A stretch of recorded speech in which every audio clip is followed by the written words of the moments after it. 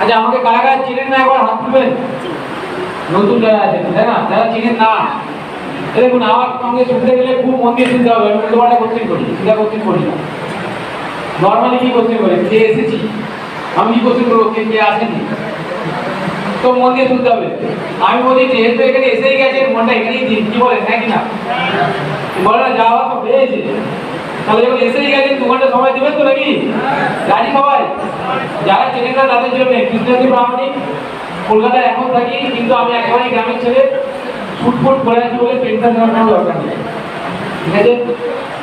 তো ব্রাহ্মণ সে তার ড্রেস পরে, হ্যাঁ কি না, ঠিক, চাষি তার ড্রেস পরে, নেটওয়ার্ক মার্কেটিং এর dress, it's a profession, right. তো প্রফেশন অনুযায়ী আপনাকে ড্রেস পরতে হবে। কিন্তু একেবারেই গ্রামের ছেলে, গ্রাম থেকে পড়াশোনা করে কলকাতা গিয়েছিলাম নিজের কেরিয়ার ঠিক করার জন্য, বাবা পাঠিয়েছিলেন। তারপর পড়াশোনা করা, বিকমের পরে চাকরি করেছি অনেকদিন, এবং 8টা 10টা কাজ বদলেছি। চাকরি বাড়লে মাইনে বাড়ে, নাকি না, চাকরি চেঞ্জ করলে মাইনে বাড়ে, নাকি না, জানেন তো। তো আমিও মাইনে বাড়ানোর জন্য চাকরি চেঞ্জ করেছিলাম, এবং করতে করতে অ্যাকাউন্টস লাইনে আমার কাজ। তারপরে দেখলাম যে না, অ্যাকাউন্টস করলে মাইনে কম দেয়, যদি আমি এলএলবিটা করে নিই তাহলে পয়সা বেশি পাবো। তো এলএলবি করেছিলাম, পয়সা বেশি পেয়েছিলাম, নিজের ফার্ম করেছিলাম, এখনো ফার্ম আছে। তো সেইখানেতে আজ থেকে 5.5 বছর আগে এক বন্ধু আমাকে এসেছিলেন এই ভেস্টিজের কনসেপ্টটা নিয়ে বলতে। তো একেবারে প্রথমবার কারা কারা এসেছেন আজকে একবার হ্যান্ডেল করুন। তো প্রথমবার ভেস্টিজের নামটা শুনছেন, তাই তো কোনো টেনশন নেওয়ার দরকার নেই। পুরো প্রোগ্রামটা যখন শেষ হবে তাহলে কিন্তু চক্রটা কমপ্লিট হবে। কি হচ্ছে, এখন এক একজন এক এক রকম কথা বলছে, ঠিক না। তো এইটা একটু শুনছি, ওটা একটু শুনছি, এটা যখন পুরো শেষ হবে, পুরো বিজনেস প্ল্যানটা এখানে প্রেজেন্ট করা হবে, আপনার কাছে ক্লিয়ার হয়ে যাবে, ঠিক আছে। তো তাকে প্রথমে আমি হ্যাঁ বলিনি, কিন্তু আমার মায়ের জয়েন্ট প্রবলেম ছিল, আর্থারাইটিসের প্রবলেম ছিল। তো কিছু প্রোডাক্ট আমি তার থেকে নিয়ে ইউজ করেছিলাম। তো ইউজ করার পর মা সুস্থ হন। তারপরে ভেবেছিলাম চলো এটা কি এমন ব্যাপার হলো যে ডাক্তারখানায় গিয়ে দৌড়াদৌড়ি করে ঠিক হলো না, আর এখান থেকে জিনিস খাইয়ে ঠিক হয়ে গেল। আচ্ছা এখানে কেউ কি আছেন যাদের ভেস্টিজের প্রোডাক্ট খাইয়ে কোনো শারীরিক সমস্যা মিটে গেছে, এরকম কেউ আছেন? তাহলে হ্যান্ডেল করবেন, মানে আমার সাথে কারো মিল আছে এরকম আছেন, মানে ভেস্টিজের প্রোডাক্ট খেয়ে সুস্থ হয়েছেন এরকম কেউ আছেন? কেউ আছেন এখানে? না নেই, কেউ নেই, হ্যাঁ একজনও নেই। আপনি আছেন, মানে ভেস্টিজের প্রোডাক্ট খেয়েছেন সুস্থ হয়েছেন বা কোনো প্রবলেম ছিল এরকম কেউ যদি থাকেন একটু করে হাত তুলবেন। আপনার নাম বলুন।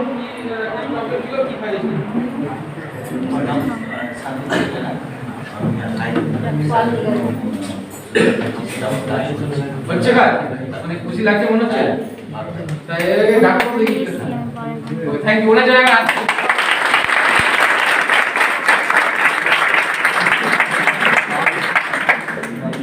তো ফ্যান্টাস্টিক, আমার কথা শোনা যাচ্ছে?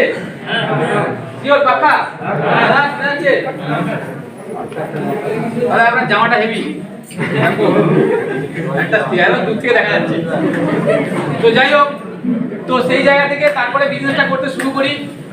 সত্যি কথা বলতে কি, যখন আমি বিজনেসটা শুরু করি আমার আর্থিক অবস্থা খারাপ ছিল না, আমার সংসার চলছিল।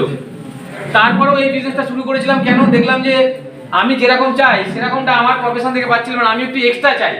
কারা কারা লাইফে এক্সট্রা চান? এক্সট্রা লাইফ বলেন, এক্সট্রা বেশি বেশি সবাই চাই আমরা, তাই না? তো এক্সট্রা কিছু চাইতে হলে আপনাকে এক্সট্রা কিছু করতে হবে, এটা কে কে মানে? এক্সট্রা কিছু চাইতে গেলে এক্সট্রা কিছু করতে হবে, সেটার জন্য রাজি থাকতে হবে। তো আমি আমার কাজের সাথে সাথে এক্সট্রা কিছু করেছিলাম। কি করেছিলাম না, নিজের দোকানটা চেঞ্জ করে ভেস্টিজের দোকান থেকে জিনিসপত্র কেনা শুরু করেছিলাম। আচ্ছা একটা কথা বলুন, যেই দোকান থেকে কেনেন সেই দোকান থেকে না কিনে অন্য দোকানে কিনতে যাবেন, এই ডিসিশন আপনি কি নিতে পারেন? না অন্য কেউ নেয়, পাড়ার লোক নেয়, নিতে পারি তো নিজেরা। সো এই ডিসিশনটা নেওয়ার পরেতে দোকানটা চেঞ্জ করে প্রোডাক্টগুলো ইউজ করতে থাকি। যদি ভালো লেগেছে তারপরে 2-4 জন লোককে বলতে থাকি। তো তার মধ্যে প্রথম যে লোকটাকে বলেছিলাম সেই লোকটা শিশির মল্লিক, এই এখন বসে আছেন আপনাদের সামনে, কার ফান্ড অ্যাচিভার। সামনের বছর কিংবা 10-12 বছরের মধ্যেই গাড়ি নেবেন, একবার হাততালি ওনার জন্য। আমি একটা বিজনেস করছিলাম, আমি একটা প্রফেশনে ছিলাম যেখানেতে আমি শুধু একাই বড় লোক হচ্ছিলাম, আমি একাই ইনকাম করছিলাম। তাহলে এখানে এমন একটা জায়গা যেখানে আমি অন্য মানুষকে সাথে পেতে পারি। সো আফটার দ্যাট ধীরে ধীরে লেভেল চেঞ্জ, একটা ডাইরেক্টর লেভেল হয়, আপনারা সেটা দেখবেন প্ল্যানে হবে। তারপরে সিলভার লেভেল হয়, গোল্ড হয়, স্টার হয়। আজকের দিনে আমি ডায়মন্ড ডাইরেক্টর লেভেলে আছি এবং অনেক মানুষের সাথে কাজ করছি, মানুষের ভালো করার সুযোগ পেয়েছি। এই বিজনেসটা তাদের জন্য যারা অন্য মানুষের ভালো করতে চান, বুঝে নিন আপনাকে শুট করবে কি করবে না।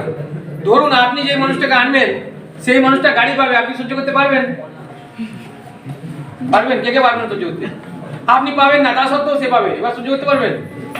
হ্যাঁ, আপনি পাবেন না কিন্তু সেই মানুষটা পাবে, সহ্য করতে পারবেন? তাহলে আপনি এই বিজনেসটা করার জন্য সঠিক লোক। ভালো করে আগে বুঝে নিন আপনি সঠিক লোক কিনা, মানে আপনাকে খাপ খাবে কিনা। সবাইকে সব কাজ ভালো নাও লাগতে পারে, কারেক্ট? তো এই মোটামুটি তারপরে ডায়মন্ড ডাইরেক্টরের পরে লেভেল হয়, লেভেলগুলো পরে পরে জানবেন। আজকের ডেটে অনেকেই জানেন, আমার যারা জুম ট্রেনিং অ্যাটেন্ড করেন, কারা কারা অ্যাটেন্ড করেন জুম ট্রেনিং অ্যাটেন্ড করেন দেখি, ওদের অনেকেই করেন। তো আমি ওখানে দেখিয়েছি, আমি একদম ওপেন দেখিয়েছি, অ্যাপ থেকে খুলে দেখিয়েছি কত ইনকাম হয়। নিয়ার অ্যাবাউট 1 লাখ ইনকাম আছে। গাড়ি একটা অ্যাচিভ করেছি, তবে হ্যাঁ ছোট গাড়ি। বড় গাড়ি কিরকম হয় সেটা একটু পরে দেখবেন, প্রবীর রায় আসছে, ওকে? তো তা সত্ত্বেও চালাতাম টু হুইলার থেকে 4 হুইলারে যে উন্নতি হলো আমার একটা, সেটা আলাদা একটা ফিলিং। মাকে নিয়ে যেতে পারতাম না, 2 মেয়ে আর আমার বউ। আমার বউ আমার থেকে একটু হালকা একটু আছে, ওকে? এবারে কি হয়, এই জন্য আমি কিনলাম ইউনিকর্ন গাড়িটা কিনলাম। ইউনিকর্ন গাড়ি দেখেছেন তো? ইউনিকর্ন গাড়িটা একটু সিটটা একটু লম্বা আছে, তো ওর মধ্যে ম্যানেজ করছি। কিন্তু বড় মেয়ে ছোট মেয়ে খুব তাড়াতাড়ি লম্বা হয়ে যাচ্ছে, ওকে সামনে যখন বসাই আমি আর সামনেটা দেখতে পাই না, এই এদিক করে চালাই।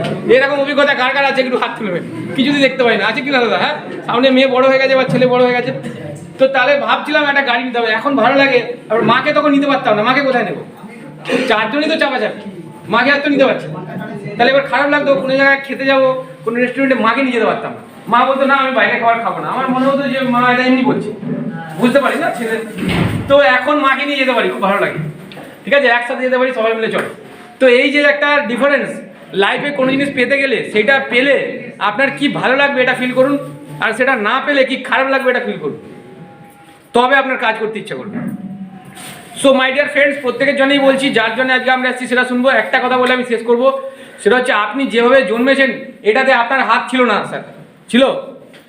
হিন্দু হব না মুসলিম হব, মোটা হব না কালো হব, সুন্দরী হব না হব না, কোনো হাত ছিল না তো। কিভাবে মারা যাবেন আপনার হাত আছে? কোনো মুসলিম হয়তো আগুনে পুড়ে মরতে পারে, হ্যাঁ কি না? কোনো হিন্দু মাটির তলায় জঙ্গলে যেতে পারে। কি বলছি না ভুল বলছি? তাহলে জন্ম মৃত্যু আপনার আমার হাতে নেই। কেউ কেউ বলছে জন্ম মৃত্যু বিবাহ হাতে নেই নাকি, তবে হ্যাঁ আমরা এখন বিবাহটা নিজের হাতে তুলে নিচ্ছি। কিছু ইয়ং ক্যান্ডিডেট আমরা নিজের হাতে তুলে নিচ্ছি, তাই তো? দায়িত্ব আমরা তুলে নিচ্ছি। তো জন্ম মৃত্যু হাতে নেই, কিন্তু আপনার মাঝখানে টাইমটা কিভাবে বাঁচবেন এই দায়িত্বটা আপনার হাতে আছে স্যার, ইয়েস অর নো? নাকি এটা ভগবানের হাতে দিয়ে দেবেন? দেখেন প্রত্যেকের জীবন কি করে চলবে এটা যদি ভগবানের হাতে দেন, আরো কাজ আছে তো লোকটার, নাকি নাকি আপনার পিছনে খালি করবে? সম্ভব? পৃথিবীর এত কোটি মানুষের প্রত্যেকের ছোট ছোট জীবনের সমস্যা যদি ভগবানকে সলভ করতে হয়, ভাই তুমি যদি ভগবান হতে পসিবল? আমার বলার বক্তব্য সেটা, আপনার লাইফ, এই লাইফটাকে চেঞ্জ করার দায়িত্ব কে নেবে? ভগবান নেবে না ভাই, বিশ্বাস করতে শিখে যাও, তাহলে ভালো হবে, ওকে?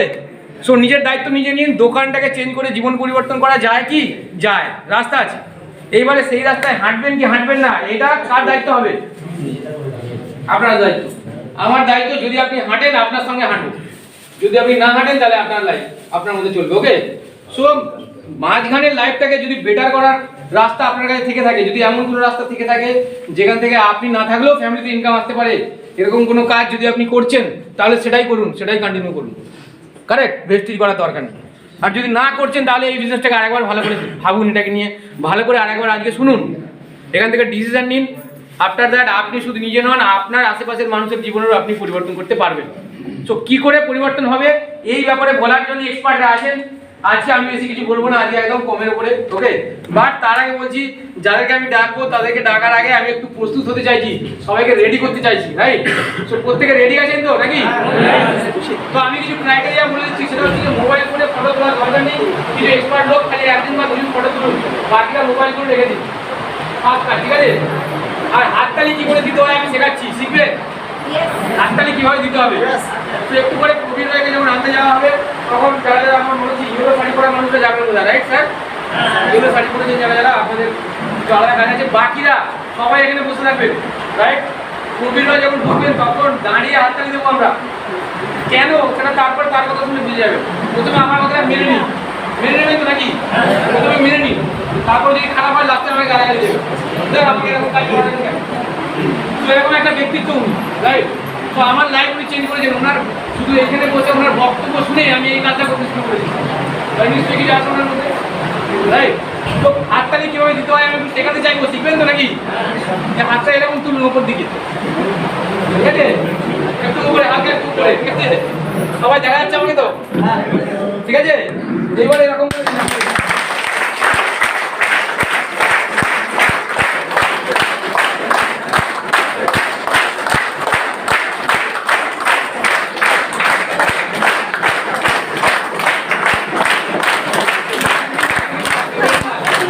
নেট প্র্যাকটিস একবারে দিয়ে পারফেক্ট, ফ্যান্টাস্টিক। এরকম যদি মানুষ আমি পাই তো পাঠিয়ে দেবো একদম। আর যে সমস্ত মহিলারা আগে হাততালি দেয়নি,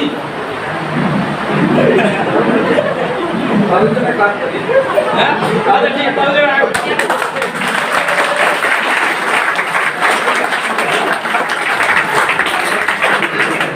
শোনেন, আগেকারের যুগের যে মহিলা ছিল সুন্দর আস্তে সুস্থে ধীরে সুস্থে চলতো, এখন একদম নেই। এখন কিন্তু ছেলেরা কি চাই, একটু দমদার মহিলা, ভাই, হ্যাঁ কিনা? যারা এই ছেলে বলছেন হ্যাঁ করবে কিনা? বসে বসে এরকম করলে সেই মেয়েকে আর বিয়ে করবে না এখন, তাই করছে দেখি। তাহলে কিরকম শুধু মেয়েরা আগে হাততালি দিন, কিরকম হাততালি?